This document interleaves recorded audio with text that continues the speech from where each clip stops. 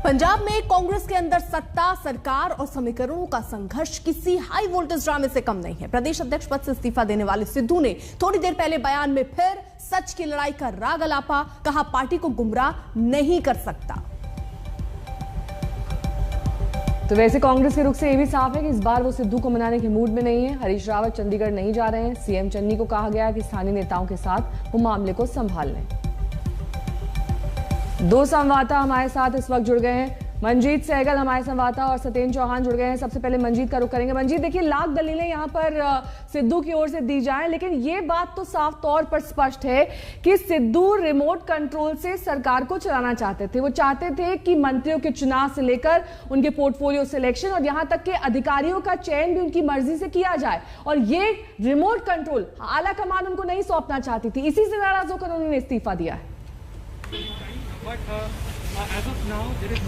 बिल्कुल ठीक कहा आपने नेहा। नवजोत सिंह सिद्धू एक तरफ सिद्धांतों की लड़ाई की बात करते हैं और दूसरी तरफ उस दिन इस्तीफा सौंपते हैं जिस दिन नई सरकार के मंत्री अपना कार्य ग्रहण करते हैं। इससे पार्टी हाईकमान नाराज हो गया है। नवजोत सिंह सिद्धू के इस्तीफे को अब दूसरे नजरिए से देखा जा रहा है। पार्टी हाईकमान इस पर नजर रखे हुए उनको हालांकि मनाने की जो जिम्मेवारी है वो पंजाब के नेतृत्व को सौंपी गई है। इसी सिलसिले में दो नेता जो नवजोत सिंह सिद्धू के काफी करीब हैं, अमरिंदर सिंह राजा वड़िंग और प्रगट सिंह, वो 2 घंटे सुबह नवजोत सिंह सिद्धू के साथ बिताकर गए। उन्होंने उनसे बातचीत की। हालांकि मीडिया से साझा नहीं किया कि उनके बीच में क्या बातचीत हुई, लेकिन सूत्र बता रहे हैं कि नवजोत सिंह सिद्धू ने अपने कुछ मुद्दे उनके सामने रखे हैं जिनको ये दोनों मंत्री आज कैबिनेट की बैठक में रख सकते हैं। अब देखना दिलचस्प होगा कि नवजोत सिंह सिद्धू को मनाने के लिए पंजाब का नेतृत्व, मुख्यमंत्री चरणजीत सिंह चन्नी बैठक में क्या फैसला लेते हैं। क्या अधिकारियों की तैनाती में फेरबदल होता है, क्या विभागों में कुछ नया देखने को मिलेगा, कांट छांट होगी, उसके बाद क्या नवजोत सिंह सिद्धू मानते हैं या नहीं। चर्चाएं तो यहां तक है कि पंजाब कांग्रेस का एक धड़ा चाहता है कि अब पंजाब में नया कांग्रेस अध्यक्ष बनाया जाए, लेकिन पार्टी हाईकमान फिलहाल इस मामले को बुझाने में लगी हुई है और सिद्धू को मनाने की तैयारियां की जा रही हैं। ठीक है, सत्येंद्र भी हमारे साथ मौजूद है, वो चंडीगढ़ में। सत्येंद्र, देखिए, कैबिनेट की मीटिंग भी चल रही थी, उस मीटिंग के बारे में अपडेट दीजिए। अभी भी चल रही है, खत्म हो गई, और क्या हुआ उस मीटिंग में, क्या हो रहा है उस मीटिंग में? और 12:30 बजे बताया जा रहा था चन्नी प्रेस कॉन्फ्रेंस करेंगे। क्या प्रदेश अध्यक्ष का ऐलान हो जाएगा, या किस तरीके की खींचतान पार्टी के अंदर चल रही है वो भी क्लियर करेंगे, या सिर्फ एजेंडे पर बात करेंगे? देखिए, सबसे पहले तो मैं आपको बताना चाहूंगा कि केंद्रीय आला कमान की तरफ से हरीश चौधरी, जो कि राजस्थान के कैबिनेट मंत्री हैं और पीछे जब विधायक दल की मीटिंग हुई थी उसमें भी वो ऑब्जर्वर थे, वो चंडीगढ़ पहुंच चुके हैं। तो दूसरी तरफ पंजाब सचिवालय में कैबिनेट की मीटिंग इस समय चल रही है, और इस मीटिंग में नवजोत सिंह सिद्धू से मिलकर लौटे प्रगट सिंह और अमरिंदर राजा वड़िंग दोनों कैबिनेट मिनिस्टर पहुंच चुके हैं, और वो कैबिनेट को जानकारी देंगे कि नवजोत सिंह सिद्धू के साथ उनकी क्या बातचीत हुई है। तीसरी अहम बात यह है कि नवजोत सिंह सिद्धू का वीडियो आपने देख लिया, और ये वीडियो जब का है जब कांग्रेस पार्टी की तरफ से पंजाब यूनिट के तमाम नेता उनका मान मनोबल करने पहुंचे थे। उसके बाद में उन्होंने ट्वीट किया है और वीडियो जारी किया है।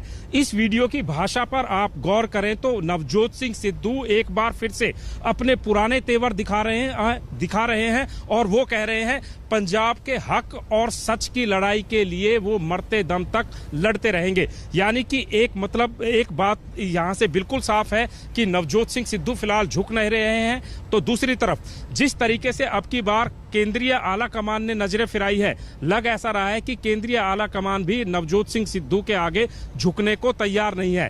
दरअसल नवजोत सिंह सिद्धू पार्टी नहीं, सरकार को चलाना चाहते हैं। एक मुख्यमंत्री बनता है राज्य का, मुख्यमंत्री का प्रोरोगेटिव होता है कि वो डीजीपी किसको लगाए, एडवोकेट जनरल किसको लगाए, और कैबिनेट।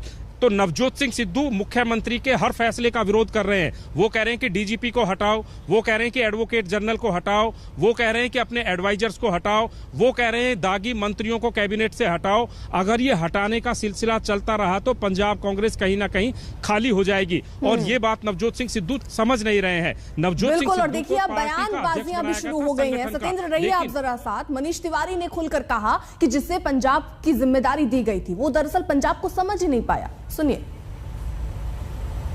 देखिए, मैं अक्सर इस बात को सोचता हूं कि जब श्रीमती आशा कुमारी पंजाब की प्रभारी थी तो ऐसा उस समय क्यों नहीं हुआ।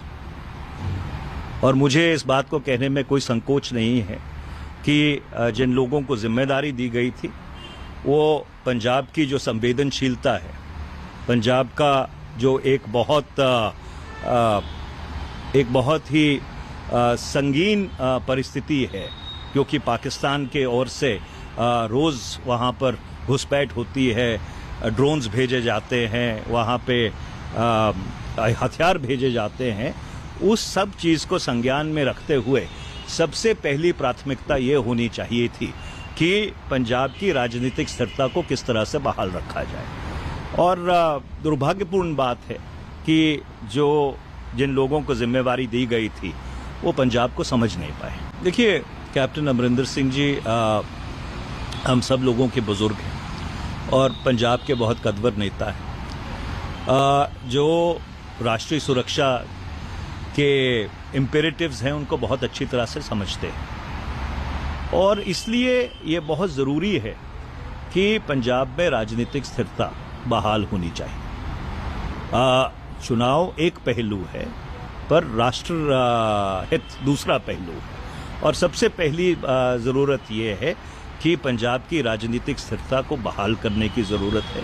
जैसा मैंने कहा कि अगर पंजाब में अस्थिरता होती है तो सबसे ज़्यादा खुशी पाकिस्तान की जो डीप स्टेट है, ISI है, उन लोगों को होती है कि हमको शायद फिर एक मौका मिल जाएगा अपने मंसूबों को अंजाम देने का। और इसमें लोग सुलझे हुए लोग हैं।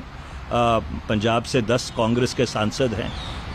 अधिकतर लोग ऐसे हैं जिन्होंने अपने परिवार आतंकवाद की उस आग में निछावर किए हैं, उनके परिवारों का नुकसान हुआ है। कांग्रेस को भी समझते हैं, देश हित को भी समझते हैं। उनसे और बाकी सुलझे हुए लोगों से बात करके सबसे पहली प्राथमिकता ये है कि पंजाब की राजनीतिक स्थिरता को बहाल करना चाहिए।